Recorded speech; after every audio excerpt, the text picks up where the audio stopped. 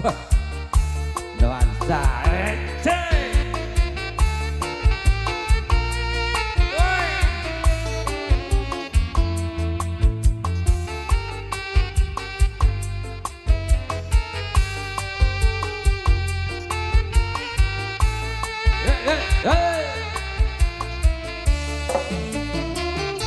Wiyen mulut liramu wis tak aturi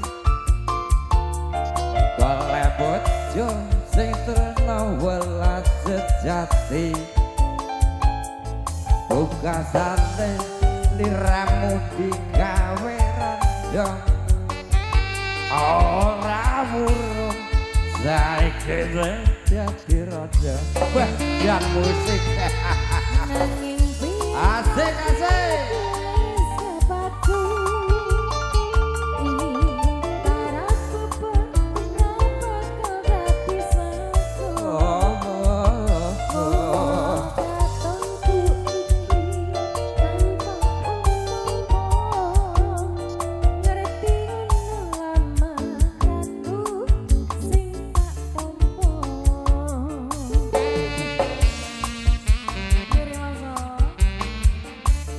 musiknya janom tenang ya jangan buat masanya tak iso apa mau ora perlu digeduni jadi kupian aku sanggup ganti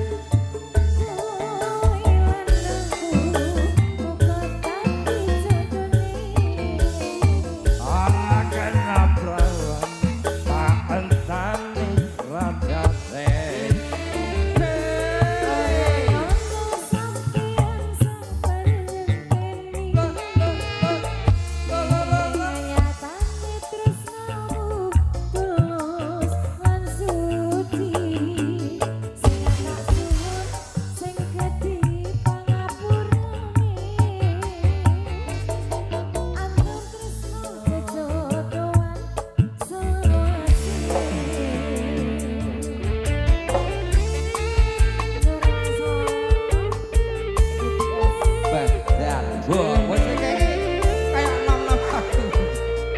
asik asik ayo maju